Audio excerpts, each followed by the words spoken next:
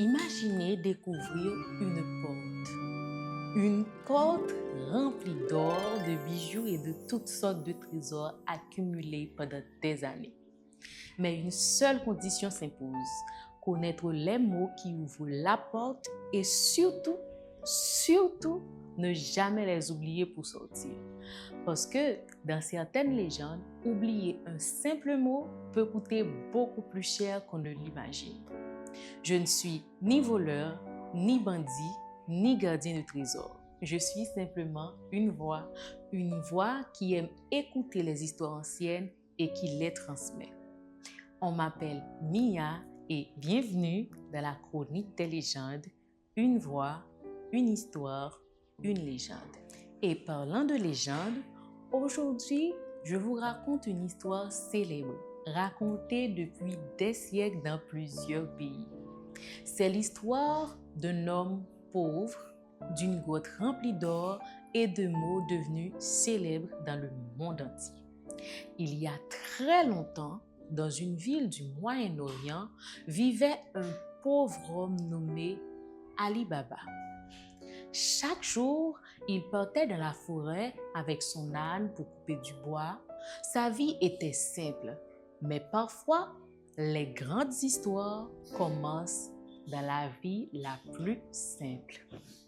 Un jour, alors qu'il travaillait dans la forêt, Ali Baba entendit un bruit. C'était des chevaux, beaucoup de chevaux, pas 2 ni 3, mais 40 chevaux. Il eut peur, alors il se cacha derrière un rocher. Peu après, 40 hommes arrivèrent. Ils portaient tous des armes et de grands sacs remplis de trésors de toutes sortes. C'étaient des voleurs. Leur chef descendit alors de son cheval et s'approcha d'une grande falaise et prononça ces mots mystérieux. « Sésame, ouvre-toi !» Et soudain, la montagne s'ouvrit, une porte apparut dans la pierre. Les voleurs entrèrent dans la grotte et la porte se referma. Ali Baba regardait tout cela surpris et curieux. Quand les voleurs partirent, Ali Baba s'approcha doucement, regarda la falaise, puis il répéta les mêmes mots. « Sésame, ouvre-toi !» La porte s'ouvrit, Ali Baba entra dans la grotte et ce qu'il vit était incroyable. Partout, il y avait de l'or, des bijoux, des coffres remplis de richesses. Ali Baba resta silencieux, puis il prit seulement un peu d'or, juste un peu d'or, ce dont il avait besoin et repartit chez lui. Mais comme vous le savez, les secrets ne restent jamais cachés très longtemps. Son frère, quant à lui, apprit l'histoire.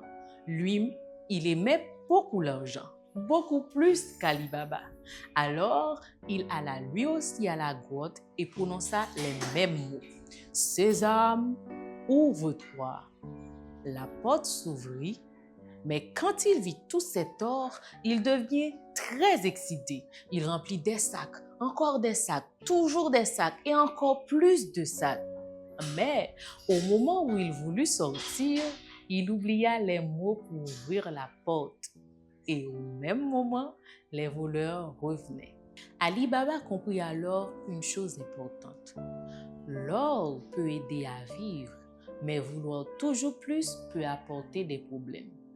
Et dans beaucoup de légendes, comme aussi dans la vie courante, l'avidité finit toujours par coûter plus cher que la pauvreté.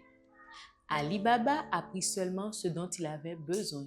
Son frère, lui, il voulait tout. Et parfois, vouloir tout fait perdre ce qui compte vraiment. Ainsi se termine l'histoire d'Ali Baba et de la grotte des 40 voleurs. Une légende racontée depuis des siècles et que l'on retrouve dans plusieurs cultures du monde. Ceci était une page de la chronique des légendes, une voix, une histoire, une légende. Si cette histoire vous a plu, suivez le lien pour découvrir les autres récits de la chronique des légendes. Et avant de partir, je vous laisse réfléchir à cette question. Si vous aviez découvert cette grotte remplie d'or et de trésors?